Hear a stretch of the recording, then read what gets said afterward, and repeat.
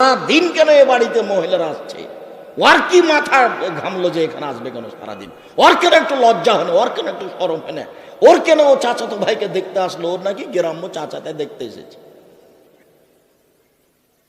কেন এখানে আসবে? অর্ধ পৃথিবীর খলিফা, কুশাগর বুদ্ধিজীবী, রাজনীতিবিদ ওমর মারা যাবেন এই সময়ে বলছেন, আব্বু আব্দুল্লাহ, জি আব্বা, আয়েশাকে গিয়ে বলো মোহাম্মদ সাল্লাল্লাহু আলাইহি সাল্লামের পাশে আবু বকর সিদ্দিকের কবর আছে, তার পাশে একটু ফাঁকা জায়গা আছে, ওখানে আমার কবর দেওয়ার সুযোগ দিবে কিনা। শোনো আব্দুল্লাহ, আয়েশাকে গিয়ে বলিও যে উমর কবরের জায়গা চাই। এই কথা বলিও না যে আমিরুল মুমিনিন, দেশের সরকার জায়গা চাই, এই কথা বলো না। বলবে যে উমর চাচ্ছে।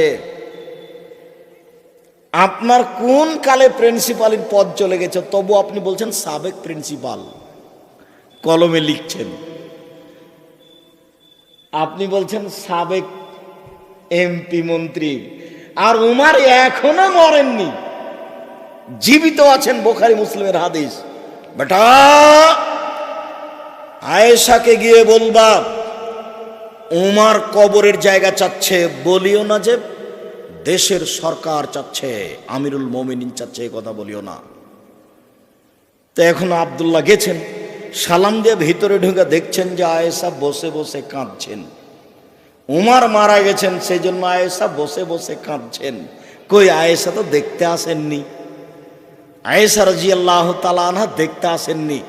অর্ধ পৃথিবীর খলিফা, কুশাগর বুদ্ধিজীবী, রাজনীতিবিদ ওমর, অর্ধেক পৃথিবী যার দখলে, সারা পৃথিবীতে এত ইমানদার মানুষ, ব্যতিক্রম মানুষ আল্লাহ কাকে সৃষ্টি করেছেন তা ইতিহাস বলে না।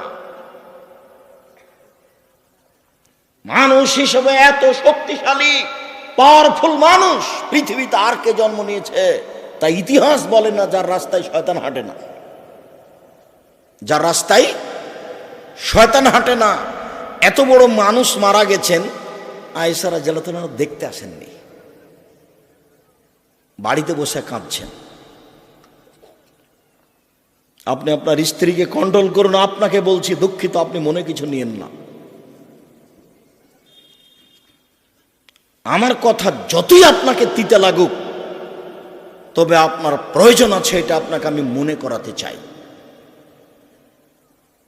শোনেন, 5 নম্বর